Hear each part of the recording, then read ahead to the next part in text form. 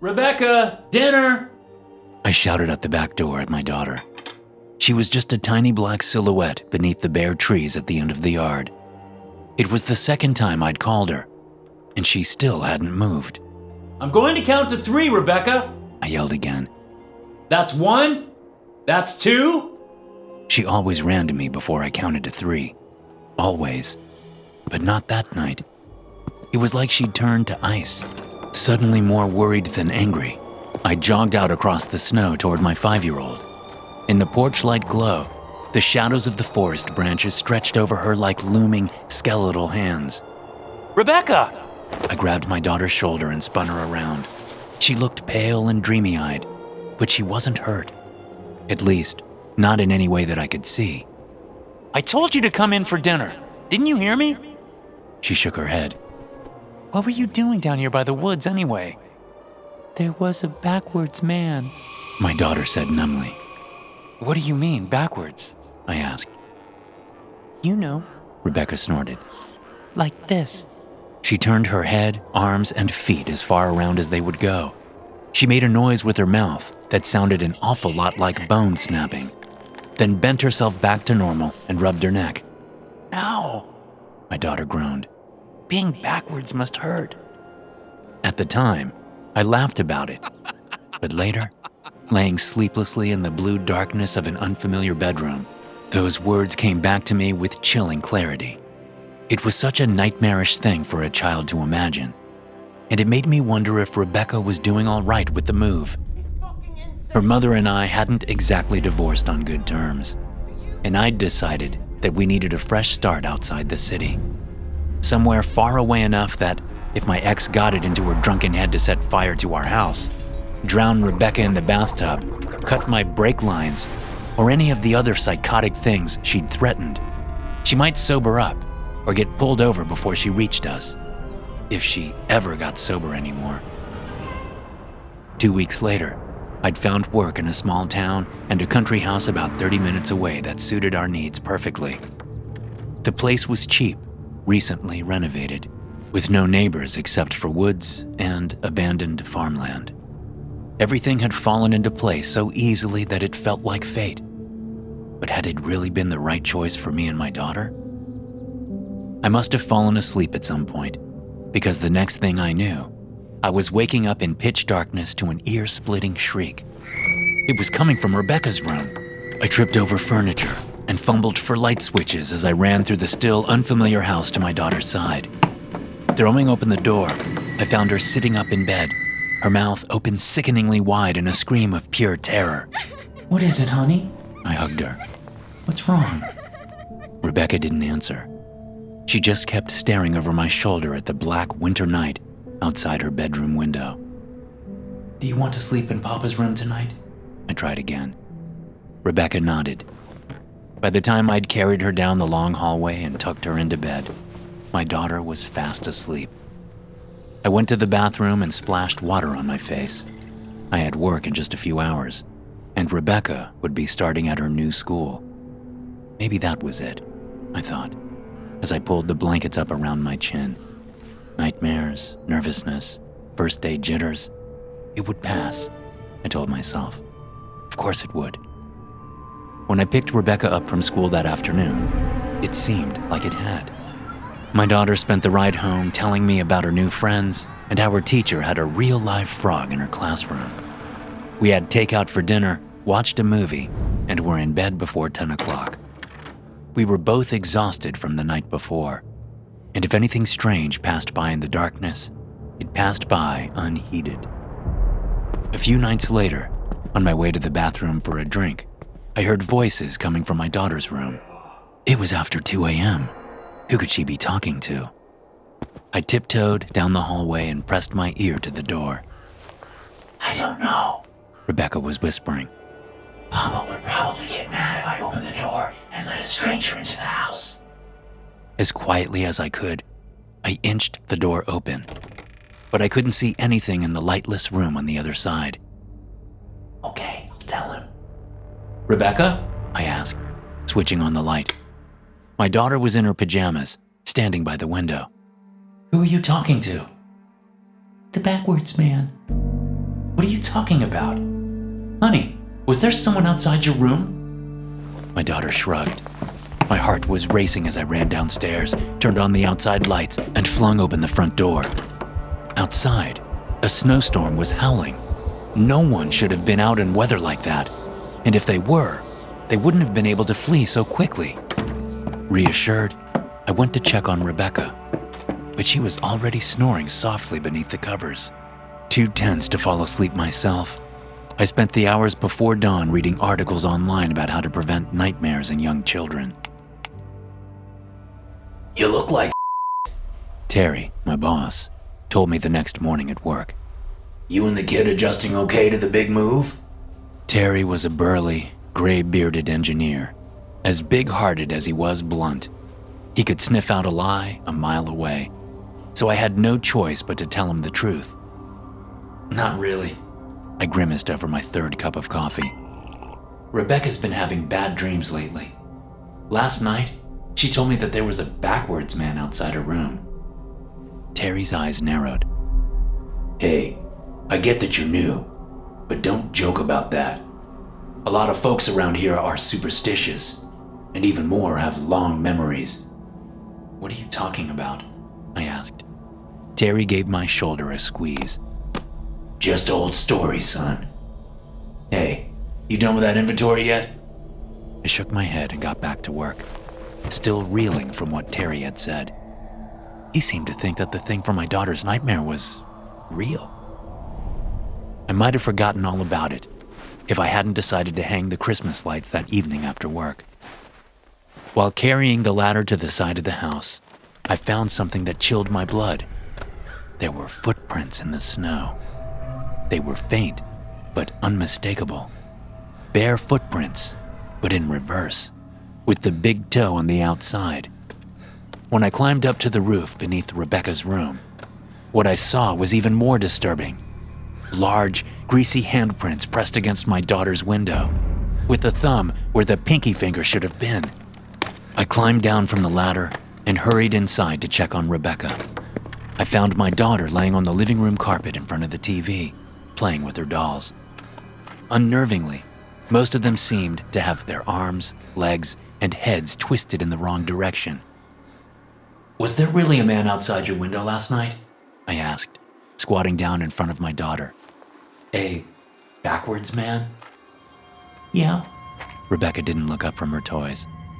With a shudder, I noticed that she was having one of the reversed dolls twist the limbs of another around until it, too, was facing backwards. What did you talk about? It was hard to keep the tremor out of my voice. It's very important that you tell Papa the truth now, okay? He says he's coming to visit you tonight. He says you're next. I whipped out my phone and punched in Terry's number. I had no idea what the hell was going on, but from our conversation at work, it seemed like he might. After 2 missed calls, I left him a message and set about locking every door and window in the house. By the time I'd finished, the sun had set, and from the ominous blue-gray clouds overhead, I could tell that another winter storm was brewing. I paced the house like a caged animal.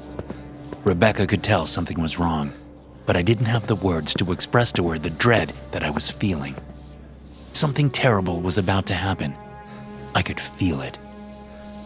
I reminded Rebecca to warn me right away if she saw any strangers outside of the house that night. She nodded, nervous only because I was nervous. As I gave her a bath and got her ready for bed, I kept my phone close and my pistol closer. I had bought it because of some of the threats that my ex, Rebecca's mother, had made toward us, but I'd never imagined I would actually use it. I hadn't wanted Rebecca to know I had it, but I felt a lot safer with that heavy, deadly hunk of metal at my side. Outside, the wind howled. I sat in an armchair beside the bed watching Rebecca snooze, the pistol in one hand, a glass of whiskey in the other. Frightened as I was, the tension of the day had left me exhausted. Every time I nodded off, I snapped back awake, sure that I heard something. Something like long, inverted fingernails scratching the window, or inhuman footsteps on the roof above our heads. Maybe that's why, when the closet door creaked open. I wasn't sure the sound was real. Not until a pale, twisted hand reached around the top of the door frame. I had been so worried about the backwards man breaking into the house, I hadn't considered the possibility that he might already be inside.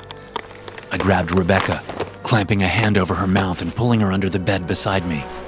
Her sleepy eyes widened as the backwards man emerged from the closet.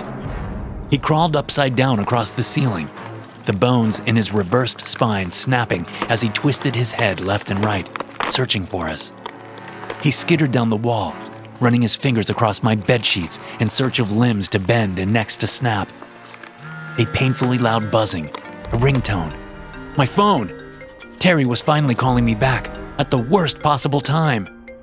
With an inhuman moan, the backwards man dropped to all fours in front of us, his horrific upside-down face just inches from mine. He had found us, but this time I was ready. I fired. The noise was deafening in the enclosed space, but the bullet did its job. It connected with the backwards man's shoulder, knocking his arm away just seconds before those awful fingers wrapped around my skull. My second and third shots took him in the chest, knocking him to the floor. Black fumes, like smoke, or maybe spores, leaked from the holes in his naked flesh. Any normal person would be dead or dying, but the backwards man pushed his warped body back up from the floor and prepared to lunge at us again. I emptied what was left of the magazine into him, but it didn't seem to make any difference. I would have run screaming, or maybe passed out from fear, if it weren't for my daughter's high-pitched shrieks. I had to protect her, no matter what. I leapt at the backwards man, swinging my empty pistol like a hammer at that grotesque face. Those black fumes were all over me now, covering my clothes, face, and hands with a disgusting oily film, but I didn't care. I didn't stop until the twisted thing in front of me was still. When it was all over, I leaned back against the wall, panting. Apart from the winter storm raging outside and Rebecca's muffled crying, the house was silent. With a shaking hand, I reached out for my phone to see what Terry had to tell me. As I hit play, I stared at the backward man's corpse, still grotesque even in death. And yet, his limbs seemed to be righting themselves, snapping back into position, to the point that I could almost imagine the ordinary human being that at one time he might have been. I wondered whether it was some side effect of rigor mortis. Then Terry's message finally began to play. Hey man, sorry I missed your calls. I got tangled up at work and, well, that isn't important now. If what you're telling me is true, and not just some bad joke, you and your family have got to get out of there, now. Don't try to hide, don't try to fight, just run. I know it sounds crazy, but you remember how I reacted when you mentioned the backwards man, right? Well, that reaction is pretty common in these parts. And that's because most people around here have lost friends and family to the backwards men. My heart skipped a beat, and I wished I could rewind. Terry had recorded his message someplace with bad reception and a lot of echo. A garage, maybe. But I would have sworn he'd said, backwards men, not man. Men. If I'd heard right, it wasn't over. Rebecca and I were still in danger. I scooped up my daughter and ran downstairs to the garage. The swirling snow and ice outside the window looked lethal, but not as lethal as facing more monstrosities like the thing that I'd left on the bedroom floor, its limbs contorted like a dead spider. While I reloaded my pistol and piled winter gear into the car, Terry's message rambled on in the background. The backwards men are easy enough to avoid, most of the time. They hate bright lights and crowds. During the day, you're not likely to run into one, unless you're skulking around in some sewer or cave or abandoned building. But at night... The groan of the garage door drowned out whatever Terry said next. It couldn't open because it was frozen shut. Cursing, I rushed to melt the ice with hot water. If more of them were out there, I was running out of time. No one knows where the first backwards man came from. The recording continued. Religious folks say it was God's punishment on some poor fool for selling his soul to the devil. Others blame some top-secret experiment gone wrong. I don't know who to believe, but I do know one thing for sure. The authorities won't do about it. They blame the disappearances on gang violence or runaway teens, and those of us who grow up here know better than to confront the backwards men ourselves. I'd finally gotten the garage door unstuck and was readying myself to face whatever was out there in the freezing darkness. With Rebecca and our supplies locked safely in the car, I held out a shaking finger to open the garage door, then hesitated. It felt important to hear the rest of what Terry had to say. "That's what I'm telling you," he went on. "Run! If one of them gets close to you and your daughter, don't let it get close to you, and especially don't wound it, because whatever is creating the backwards men, it's contagious." I looked down at my hands. The black, oily droplets that had covered them were gone. Had it been absorbed into my skin somehow? I took a step toward the car, my joints feeling tight. Thanks to the adrenaline, I hadn't noticed it before, but now it was almost like they were bending on their own, and in the wrong direction. "Papa?" My daughter's voice seemed to come from very far away. I took her out of the car and placed her on the doorstep. "Papa, what's wrong?" "Becca, remember how we used to play hide and seek?" I took a deep breath. I could feel the changes starting, and I knew that soon the pain would be unbearable. "I need you to play hide and seek with me now, but this is going to be a special version. Papa is going to go outside, and he's going to lock the door behind him. No matter what you hear, don't tell Papa where you're hiding, and remember that this time, the game doesn't end until sunrise. I'm going to start counting now, okay? 1, 2, 3. Even with my eyes closed, I knew that Rebecca had paused to take one last look at me before running into the house. I smiled. I was glad. I wanted her to remember me like this, not like what I was going to become. Thanks for watching. Be sure to subscribe and smash that like button to get notified every time I upload a new video. You can also check out some more of my animated horror stories right here.